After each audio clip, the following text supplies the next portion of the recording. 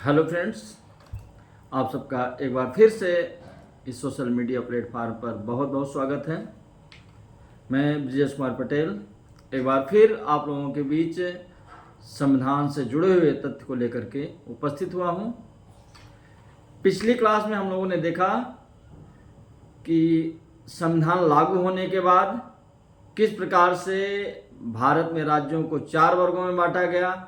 उसके बाद 1953 में भाषाई आधार पर पहले राज्य का गठन होता है।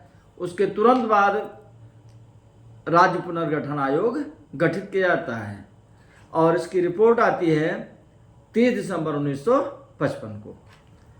और इस रिपोर्ट के आधार पर ही 1 नवंबर 1956 ईस्वी को जो अभी तक आंध्र प्रदेश और साथ में अलग अलग कैटेगरी के स्टेट हैं उनको मिला करके उनको पुनर्गठित करके 14 पूर्ण राज्य और 6 केंद्र शासित प्रदेशों में क्या किया जा रहा है, पूरी व्यवस्था बनाई जा रही है। तो अगर हम देखें तो 14 राज्यों में कौन, जो पहले ब्रिटिश भारत के राज्य थे, जो महत्वपूर्ण राज्य थे, वही सब पूर्ण राज्य का दर्जा प्राप्त कर रहे हैं, जिसमें आपका असम हो गया, बिहार हो गया, बम्बई को बॉम्बे नाम से रखा गया था। इसमें गुजरात का क्षेत्र भी शामिल था, गुजरात बाद में जाकर के राज्य बना है। जम्मू कश्मीर था कि जो कि आज़ादी के बाद जिसका विलय हुआ था। केरल त्रावणकोर और मालाबार को मिला करके बनाया गया था। जो मध्य भारत था वो मध्य प्रदेश के नाम से बनाया गया। इसमें विंध्य क्षेत्र और भोपाल भी शामिल था। राजस्थान, इसमें अजमेर की रियासत और अन्य रियासतों को मिला करके राजस्थान नाम दिया गया। मद्रास, जिसे इस समय हम तमिलनाडु के नाम से जानते हैं। उड़ीसा, उसके बाद जो संयुक्त प्रांत के नाम से जाना जाता था उत्तर प्रदेश। उत्तर प्रदेश का नाम 26 जनवरी 1950 को ही उत्तर प्रदेश हो गया था, उसमें कोई फेरबदल नहीं किया गया, वो उत्तर प्रदेश ही रहा।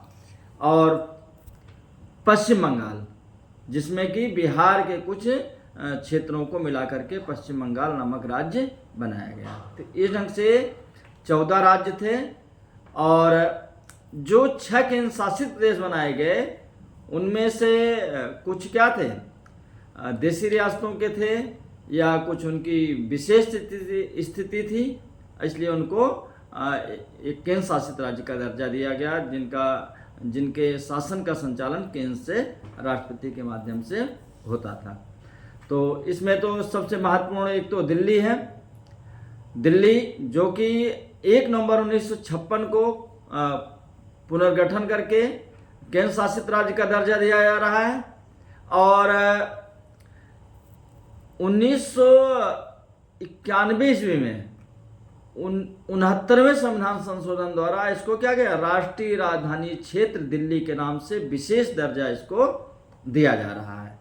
और बाद में यहाँ पर विधानसभा का भी गठन हो रहा है। और अंडमान निकोबार जो कि 26 जनवरी 1950 को 4th कैटेगरी में था, उसको भी केंद्र शासित राज्य का दर्जा, इसकी भी एक अलग स्थिति है। हिमाचल प्रदेश, शुरू में हिमाचल प्रदेश को केंद्र शासित प्रदेश बनाया गया था।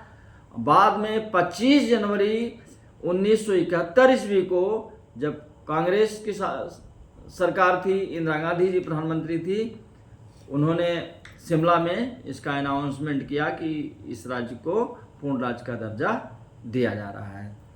लक्षद्वीप है, लक्षद्वीप आज की भी डेट में केंद्र शासित है और उस समय भी केंद्र शासित प्रदेश ही बनाया गया था। मणिपुर और त्रिपुरा दो आएंगे। मणिपुर आज भी सभी लोग जानते हैं, पूर्वोत्तर का राज्य है।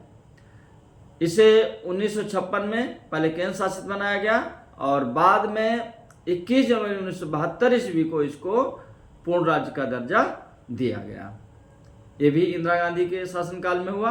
और इसके साथ ही एक दूसरा राज्य त्रिपुरा था जो कि 1949 में भारत में शामिल हुआ था और इसको 1956 में केंद्र शासित राज्य बनाया गया और इसको भी 21 जनवरी 1972 को क्या किया गया, पूर्ण राज्य का दर्जा दे दिया गया।